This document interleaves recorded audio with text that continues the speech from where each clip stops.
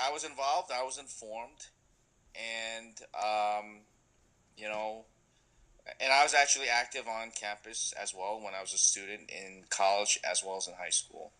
But when I started my career was in the private sector. It was in corporate finance, and really had nothing to do with government or politics. But I was involved in my civic association. I volunteered for different organization community groups, and there came a time when I was just very unhappy with the person who represented me in government, in city government, namely my city council member. Uh-huh. And so I decided to run against that council member because I was not happy. And that's ultimately how I wound up in politics and government. So what Not made ever having studied it, and certainly not entering a career in it. And I don't uh-huh. consider myself having entered a career because I'm no longer in government and politics. But I also believe this is what the founding fathers imagined, that people would put their time in, do what they could to improve other people's lives, run for office, enact some policies, and and then go back to whatever their career was beforehand. Uh-huh. So you said that you didn't like the way you were represented in government. So what did you want to see changed? Well, I did not. I was not happy with my member of the city council, who I just the council member just didn't understand the changes that were happening in New York City, Mm-hmm. specifically in my neighborhood of Flushing. And the council member would say very disparaging things. In one instance, in one news article, saying that that Asian Americans were always looking to invade, not assimilate, and that Asian Americans are nothing more than rude merchants, illegal aliens, and criminal smugglers. Mm-hmm. I mean, it's just, I remember being on the subway going to work in the morning, and looking at the newspaper. I didn't have to open very far because it was on the front page. The front page of the New York Times, March 31st, 1996. I know that was a long time ago. You guys weren't even born yet. Wow. But but seriously, you read this kind of stuff, and it just that is what got me to run for office. That's nice that you still even remember that moment so vividly. I will never forget that moment. So moving on to some of the issues like within New York City that you wanted to see changed. Um you are a proponent of increasing the minimum wage, correct? That's correct, So and what do you it think has are been the increased. what do you think the implications of this are socially, economically, politically? There are lots of implications, and the minimum wage issue has its share of naysayers. I do believe that there needs to be a minimum wage, and the simple fact that minimum wage has not even kept up with inflation since its inception, Mm-hmm. that's a very clear illustration of how wage gap and income inequality has gotten worse over the last few decades. So at the very minimum, minimum wage should keep up with the pace of inflation. Yeah. The fact that it has not just means that the lowest income people in our society have lost purchasing power relative to everybody else who has done better. Minimum wage serves to not only give people a level playing field, but it's just it. In government everywhere, at least in this country, defines a level of poverty, and yet in so many cases, minimum wage isn't even set at a point where you could emerge from poverty. For example, for the longest time in New York, the minimum wage here was $7, 7.25. This is when I was strongly advocating an increase of the minimum wage to $11 an hour from Mm-hmm. 7.25. I didn't just pick the number out of thin air. The number came out of a well defined New York City concept that the poverty level in New York City is $24,000 a year.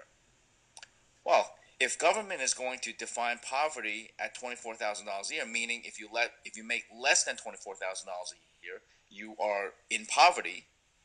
Then why wouldn't government set a minimum wage that at least puts puts a person gets a person out of poverty, Mm-hmm. Mm-hmm. so that they make $24,000 a year.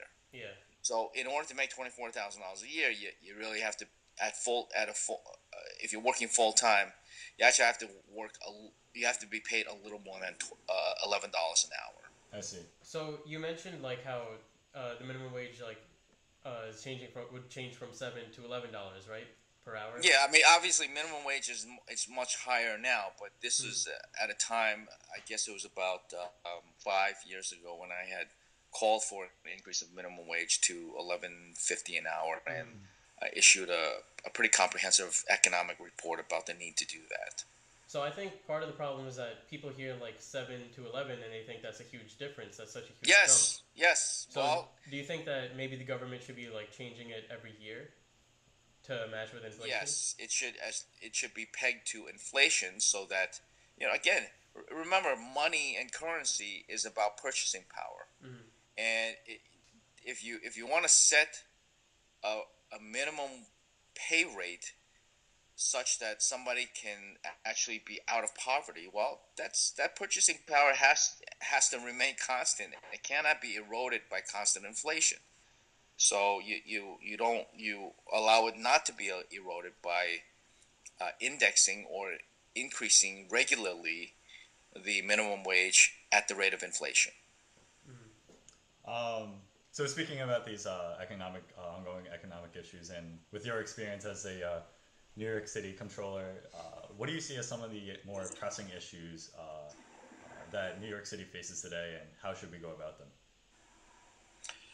One of the biggest issues is the fact that so many people just don't have a place to live. We have a homelessness crisis in the city. It is also a period of time much more worse than ever before. I mean, look, let's face it, it's never been cheap to live in New York City. However, these last few years, this past decade in particular, has just made it nearly impossible for so many people to actually live decently or live at all in New York City. The cost of housing has gone through the roof. The percentage of people of households in New York City that are now living in what is defined as unaffordable housing by the federal standards has skyrocketed. So, affordable housing or the lack thereof is probably one of the biggest issues facing us today. Um, Now, there are a lot of things that the city can do more of. I'm happy to see that they have this program called mandatory inclusionary housing, Mm-hmm. which is something that I've been a long proponent of for a long time. It's a way in which we can use the valuable development rights in New York City to actually use that value, that economic value, to build affordable housing Yeah. without having to dip into taxpayers' pockets. Mm-hmm. It's we probably have to have a totally separate session to go into the nitty gritty Mm-hmm. of what mandatory inclusionary housing, formerly known as inclusionary zoning, is all about. But to answer your question, the affordable housing or the lack thereof is really one of the most pressing economic issues. And it's not just about providing subsidized housing. It is also affordable housing is defined as housing where households are not paying more than 30% of their income. So if the rent happens to be more than 30% of income, it's considered unaffordable. Well, you can build more affordable housing at subsidized rental rates. You could also give more people economic opportunities to earn a decent living, Mm-hmm. a living wage, for example. That would then, you'd be increasing the denominator, Yes. so that people would no longer live in unaffordable housing if they were still paying the same rate but making significantly more money. Mm-hmm. So all of this is about economic development and giving people a fair chance to succeed. That's having a place to live, but also having the economic means, the job to support that. Yeah, I think that's really interesting because, one day I was reading up about the lack of housing.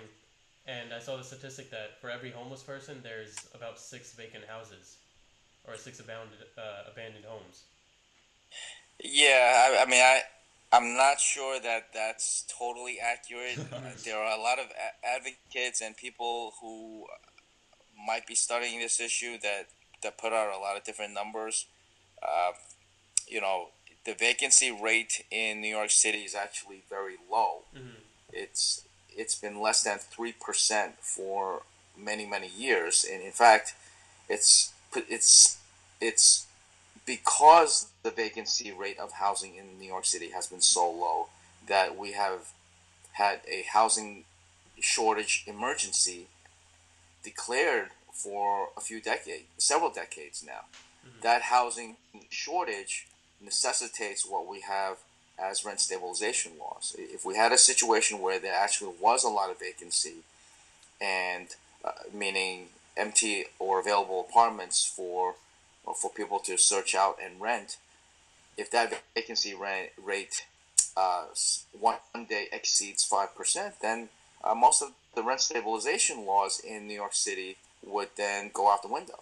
Mm-hmm. But because we have such a low vacancy rate, and if you guys are students of economics, it's essentially a market failure. Hmm. It's important to keep these rent stabilization laws in place. Otherwise, you'd just have, you probably have tens of thousands of people being forced out of New York City, and then at some point, rents come down, people move back in, rents go up, people go out. Yeah, That's exactly. just a terrible way to run a city when you have such huge community population fluctuations like that.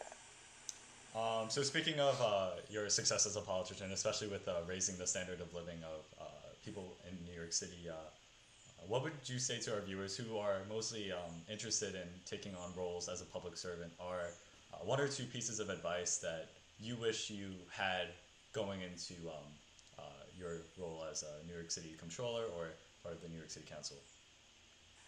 Well, I mean, first of all, your organization and the fact that the two of you are conducting this interview with me, you guys are way ahead of the game. I mean, when I was in high school, I hate to say it, but when I was your age, my main concern was whether there's going to be a free handball court.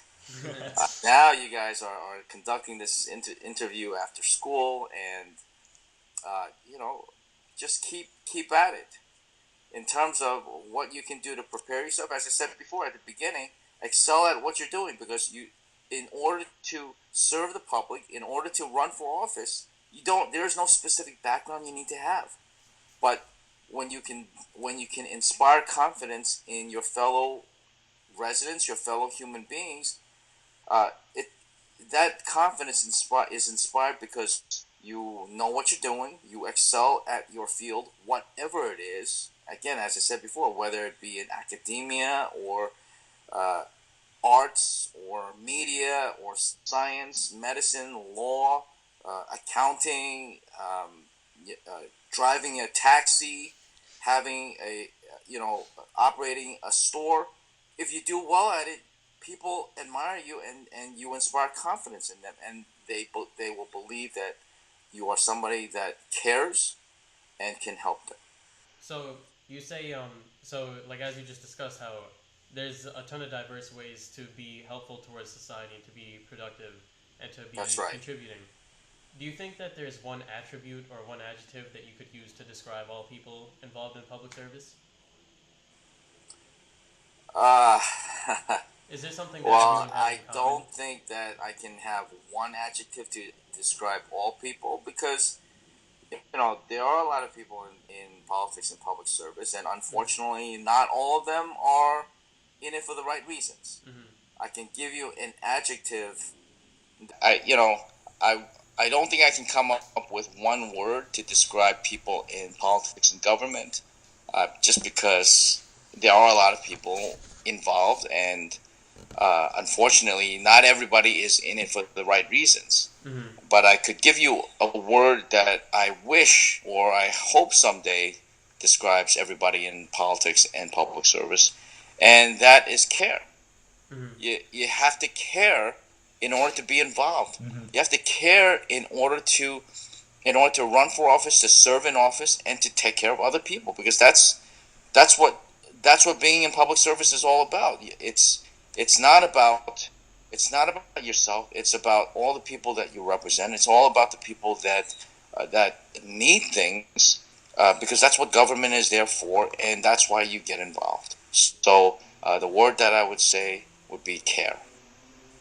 Um, so for those who are watching, Mr. Liu is actually the first Asian American elected into the New York City Council. So my question is, what do you think minorities seeking a position in politics should do differently to achieve the success that you have in your past? I don't think they should do anything differently. I mean, oftentimes, if you're a minority candidate, there are things that you have to do or prove more so than if you are not a minority candidate, especially if you come from a community that just simply didn't have representation before. And as you mentioned, shocking as it may be, in New York City, we had not had any elected legislator Mm-hmm. ever until the 21st century, until I was elected in 2001. Um, the things that you need to do to run for office are basic, wherever you are and whatever race or nationality you happen to be. You have to care. You have to be knowledgeable about the issues. You have to be nonstop about campaigning and talking to people and trying to win the election. And after all the work that you put in to win the election, that's actually when the real work begins, because you don't run for office for the sake of winning an election. Mm-hmm. You win an election for the sake of having the opportunity to serve your community, to serve your fellow peers. Yeah, and speaking more towards your desire to promote political leadership within the Asian community, you're the leader of the Asian Political Leadership Fund, and which basically promotes, like I said, political leadership within the Asian community. So, why do you believe that this is an important investment of your time at this point in your career? Well, Asian Americans have long been neglected in this country, in our communities. We're often marginalized. Not we're often marginalized, and my what I encourage people, fellow Asian Americans, to do is to get involved and to take it upon ourselves to gain a voice. This is a democracy. Democracy means that no one will spoon feed us anything. Mm-hmm. We have to go out and essentially fight for it. That's what Yeah. a democracy is all about. It's about insisting on and fighting for a voice in government that will then translate into all other parts of our lives. So having Asian American elected officials is of paramount importance if the Asian American community is going to have a voice. That's not to say that you can't have good representation by somebody who's not Asian American, but all things being equal, an Asian American community is going to be best represented by somebody who has firsthand knowledge of what some of the needs and concerns of Asian Americans are, and I see. oftentimes that is another Asian American. So, Mm-hmm. Asian Americans running for office, getting elected, uh, uh, making our voice heard in the government and throughout society is really one of my top priorities. And I'm always looking to help young Asian Americans run for office. So I expect the two of you are seniors in high school. Yep. Yep. All right, so make sure you do well in college. Make sure you graduate. Go to graduate school if that's part of your plans. Start your career, and you know, I expect that by 2027, I will get a phone call from both, or maybe we won't be using phones at that time. But Maybe. if by 2027, I expect to hear from both of you, telling me that you're getting your campaigns ready. All right. All right. All right. So thank you so much That for your deal? time, Mr. Liu. That's it for all of our questions, and we really appreciate all of your insight. Yeah, I think this is a very insightful conversation. We got to learn a lot about your views and what you think as a politician. All right. All right, thank you so much again. Good luck with everything, All right. and keep up with the organization, and good luck with graduation. All right, thank All you. right, bye-bye. Have a nice day.